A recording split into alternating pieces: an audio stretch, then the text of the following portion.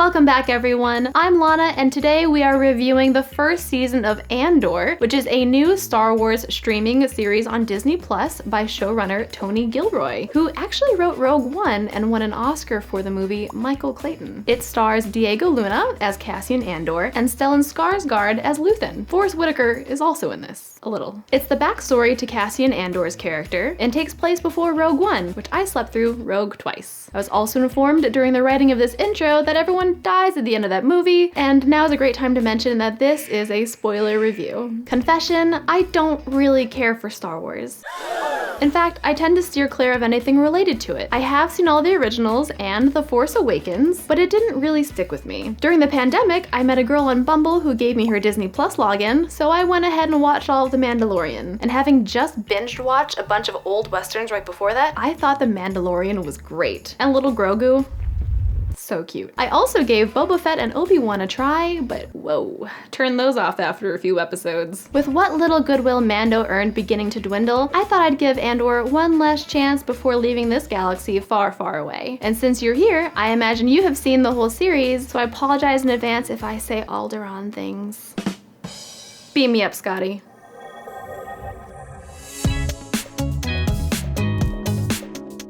Did I like it? I think I loved it. It was way different from any action adventure I've ever seen in Star Wars, and I was totally surprised that they decided to focus in on actual characters. The best part was getting to know the inner workings of the Empire, getting to watch people climb the corporate ladder, questioning their purpose, why do they work here, and I even got to sit in a lower level manager's team huddle as a corporate Empire drone, and it was kind of like watching Space Cops. Way funnier than it should have been. It's really more of a spy espionage drama with some Star Wars just sprinkled in. Heck, if you took out a couple of TIE fighters and some robots here and there, you can call the series something else. It actually stands on its own rather than relying on the nostalgia of the past. Some of my favorite standout scenes are Gollum's prison break, Luthen's space escape, and the very epic funeral procession. And it was paced so well, I actually felt like I was watching multiple seasons of the show rather than just the first one. All of the subplots had a great build, and all of them wrapped up neatly with a very satisfying conclusion. Definitely something I can't say for most streaming shows these days. Another standout is the production design. This show was obviously created by people who love the look and feel of Star Wars. Everything from the living corridors to the ship designs to the tech just oozes with that 70s aesthetic. They even cast lesser known British actors for the Empire, which lent an authenticity that Star Wars fans have been missing. Plus, so many tiny hats. Greatest of all though is the decision to focus on every individual character. And I have to start off with B2EMO. Disney continues to make the cutest little robots you've ever seen, and B2EMO is aptly named. That robot loves his human family, and every scene you just want to scream at them, love that little robot, love him like he deserves. He's so cute and sweet, and god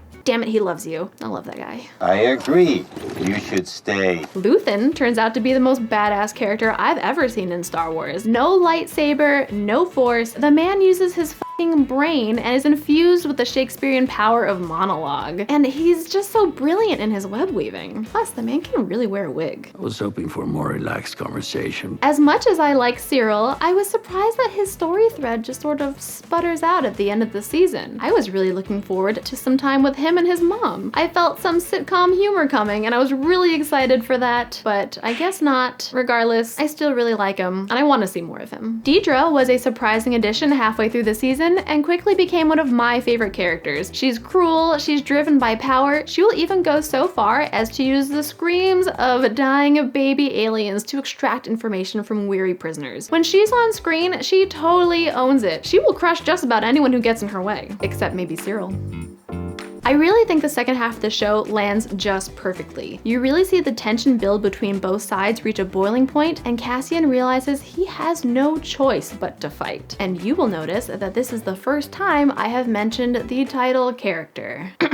Things I thought were mixed. Cassian Andor, actually, is what I thought was mixed about this show, but I don't necessarily mean it in a negative way. I just didn't expect his character development to begin where it did. He's basically Aladdin, just add monkey. Stealing on the streets, he's eluding authority, he's scraping by just to meet his own needs, and I actually rather enjoyed that he went from being a heartless but very talented mercenary to a man with a purpose and a heart for humanity. Let's talk about Mon Mothma. I really love the slow slow reveal of her culture and the social constraints in which she operates. I do feel a little mixed though because, well, to be honest, I'm just not really sure what's going on with her money situation, but I like where it's going because her husband is a total dick. As for the pace of the show, while still amazing, there were a few slower moments in the first half of the season. The build-up to the mid-season heist and the actual heist itself, I felt like it could have been 1, maybe 2 episodes shorter. And there were some times where the conversations were so long and so tedious, I actually lost track of what we were talking about. But it isn't bad. Maybe I just have ADHD. I do, I have it.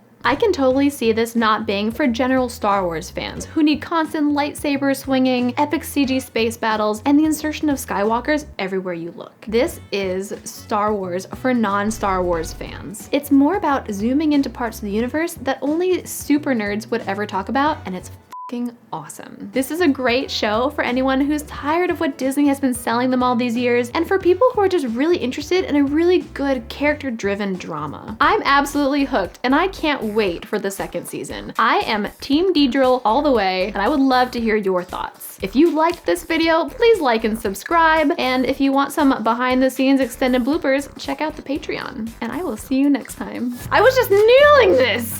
God, shut up! With beginning to dwindle. Dog! I had it! It was way different. I said way. Ah! And I actually got to, I forgot what I was gonna say. No, I'm ready.